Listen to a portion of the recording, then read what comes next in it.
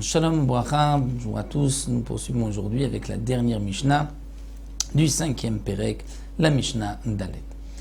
Donc à la suite de ce que nous avons vu, avec quoi une bête peut sortir et quoi une bête ne peut pas sortir, la Mishnah poursuit, nous dit, bien que nous avons vu que l'âne peut sortir avec une selle si elle est attachée à l'âne, mais en chamor yotse bemardat bisman shenakshur alo.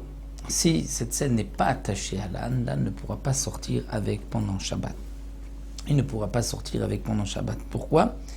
De peur que cette selle, le tapis va tomber de l'âne pendant Shabbat dans la rue et on risque ensuite de le porter et de le déplacer. Velo bezouk. De même, une bête ne pourra pas sortir avec zouk. C'est quoi zouk ? C'est une clochette. On met pour les vaches autour du cou.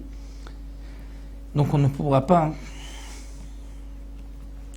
faire sortir la bête avec une cloche, afalpish ou pakouk. Même si la clochette à l'intérieur est fermée, c'est-à-dire qu'on l'a bloquée afin qu'elle ne fasse pas de bruit, c'est malgré tout interdit puisque c'est comme si celui qui nous voit pense qu'on va aller la vendre au marché. Puisque c'était l'habitude, une époque, de la vendre au marché de cette manière, non. Mettant une clochette autour du cou, afin qu'elle fasse du bruit, mais que donc les acheteurs potentiels se dirigent directement vers la bête. Donc, pour cette xéra, on ne pourra pas faire sortir la bête avec une cloche, même si cette cloche-là est bien bloquée, afin qu'elle ne puisse pas sonner. Velo besoulam shebetzavaro. De même, une bête ne pourra pas sortir avec une échelle chez Betsavaro à côté du cou. C'est-à-dire lorsqu'une bête a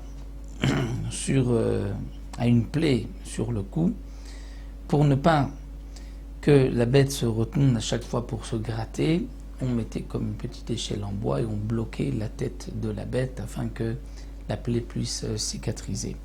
De même, une bête ne pourra pas sortir avec une lanière dans le pied.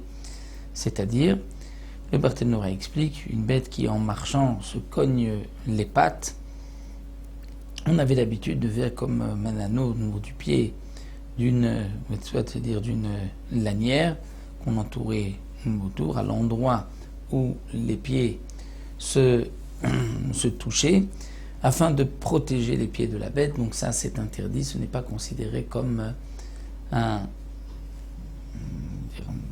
habit de la bête, et on ne pourra pas la laisser sortir avec. De même, les poules ne pourront pas sortir si elles ont des fils ou des lanières attachées à leurs pieds.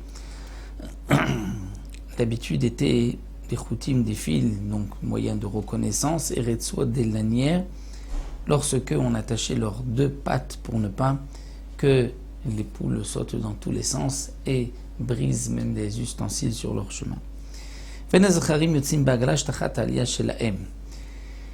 Dire parfois, les zecharim, les mâles, c'est-à-dire les béliers, lorsqu'ils avaient une queue très grosse, très importante, on leur mettait, pour ne pas qu'elles s'abîment avec les pierres, les rochers, pour ne pas qu'ils se blessent, on le mettait comme une petite charrette, on peut dire une petite poussette, où la queue reposait, et donc lorsque la bête marchait,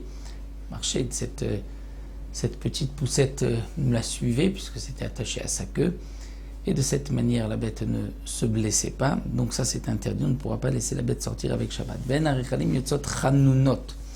De même, les rechalim, c'est-à-dire les brebis, ne pouvaient pas sortir chanunot. C'est quoi chanunot ?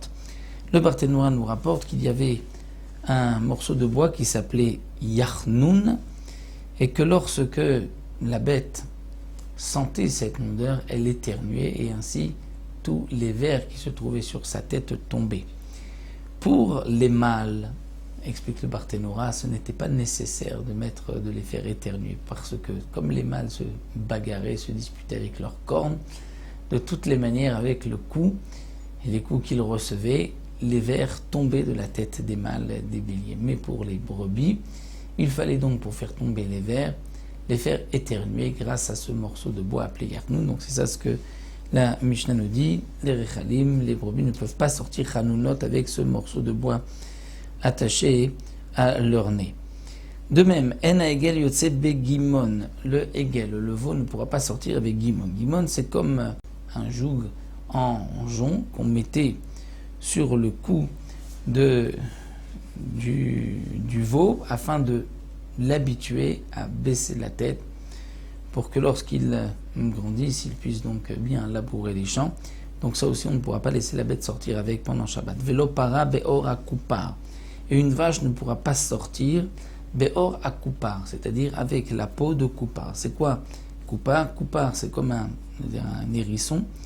Et on attachait par-dessus le pis de la bête, le pis de la vache, on attachait donc une peau d'hérisson afin que des reptiles ne viennent pas prendre le lait de la vache.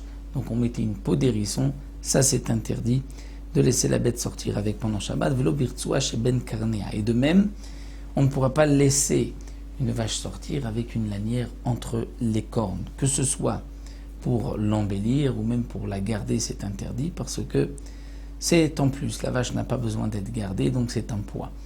Et la Mishnah termine en disant que Paratosh Rabbi Elazar ben Azariah est ayutse birtsua chez ben karnea. La vache de Rabbi Elazar ben Azariah sortait le Shabbat avec une lanière entre les cornes chez l'Obirtson Chachamim. Les Chachamim n'étaient pas d'accord, n'étaient pas contents parce que les Chachamim pensaient que c'était interdit. Est-ce que Rabbi Elazar ben Azariah pensait que c'était permis? Non, Rabbi Elazar ben Azariah aussi savait que c'était interdit. Et en vérité, ce n'est pas, comme la Gemara explique, sa propre bête qui sortait ainsi, mais c'était la bête de sa voisine. Mais comme Rabbi Elazar ben Azariah n'a rien dit, sa voisine ne lui a pas dit que c'est interdit, c'est pour cela que la Mishnah nous dit que c'est la vache de Rabbi Elazar ben Azariah, c'est-à-dire comme si c'était lui-même qui avait transgressé, étant donné qu'il aurait dû faire cette remontrance à sa voisine, il ne l'a pas fait, donc on se dit comme si c'était, en tout cas c'est rapporté comme si c'était sa propre vache à lui qui avait fauté, qui avait donc transgressé Shabbat en portant cette lanière entre les cornes. Donc voici pour le 5e Pérec. On se retrouvera le 6e Pérec, avec quoi une femme peut sortir. Ça, nous verrons Bezrat Hashem, tous les dinim, les précisions, et quoi les hommes, les femmes peuvent sortir pendant Shabbat.